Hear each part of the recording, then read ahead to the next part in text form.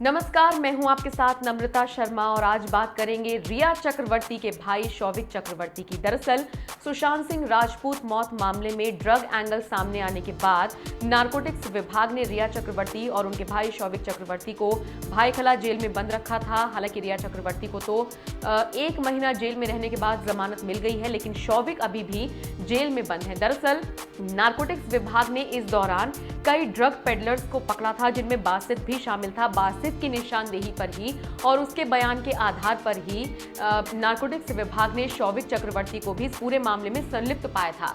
यही वजह है कि शौविक चक्रवर्ती पर एनडीपीएस एक्ट के तहत मुकदमा दर्ज किया गया था और वो तभी से जेल में बंद है। अब सोचिए, रिया चक्रवर्ती तो बाहर आ गई हैं, लेकिन शौविक तभी से जेल के अंदर बंद है। इस पूरे मामले पर जब सुनवाई हुई तो उन पर यही एनडीपीएस एक्ट को कंटिन्यू करते हुए कोर्ट ने उनको 3 नवंबर तक के लिए कस्टडी में रखा है। जाहिर है शौविक चक्रवर्ती को अभी कहीं से भी राहत मिलती हुई नजर नहीं आ रही है।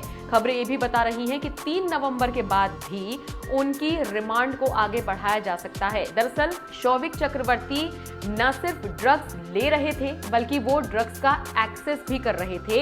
ये आरोप उन पर लगाए गए हैं और हमारे देश में एनडीपीएस एक्ट के तहत जो मुकदमे दर्ज किए जाते हैं वो धारा यही कहती है कि ड्रग पेडलिंग आरोप है। अगर खुद का कंजम्पशन होता है तो एक बार को फिर भी इंसान बच सकता है, बट अगर वो पेडलिंग कर रहा है, यानी कि अगर वो खरीद फरोख्त कर रहा है, दूसरे को बेच रहा है, तो ये एक गुनाह है और यही आरोप शौविक चक्रवर्ती पर लगे हैं। यही वजह है कि शौविक जेल से बाहर ही नहीं आ पा रहे हैं। बहुत कम उम्र है शौविक की, वो स्टूडेंट है जैसे कि रिया चक्रवर्ती ने भी बताया था। लेकिन सुशांत सिंह राजपूत मौत के बाद ये समझ लीजिए कि शौविक की मुसीबतें कम होने का नाम नहीं ले रही हैं। 14 जून को बांद्रा स्थित अपने फ्लैट में सुशांत मृत पाए गए थे। 3 बड़ी एजेंसियां सुशांत मौत मामले में जांच कर रही हैं, जिनमें सीबीआई शामिल है, नारकोटिक्स विभाग शामिल है और प्रवर्तन निदेशालय शामिल है।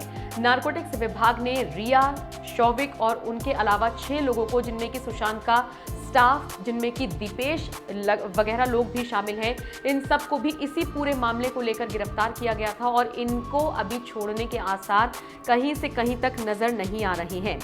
यहाँ पर मैं आपको ये भी बता दूं कि ड्रग पेडलर अब्दुल बासित है इनका नाम।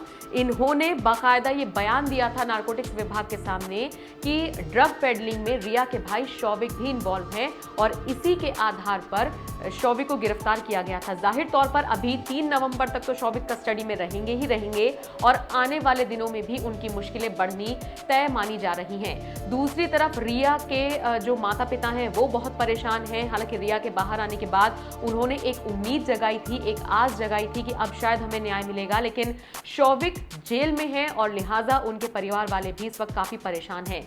यकीन मानिए आने वाले दिनों में अगर इसी तरीके से कार्रवाई होती रही तो शौविक के लिए बहुत ज्यादा मुश्किलें बढ़ने वाली हैं। आप इस पूरे मामले को लेकर क्या कुछ सोचते हैं, क्या कुछ कहना चाहते हैं, क्या है आपकी राय, ये आप हमें कमेंट सेक्शन में कमेंट करके जरूर बताइएगा।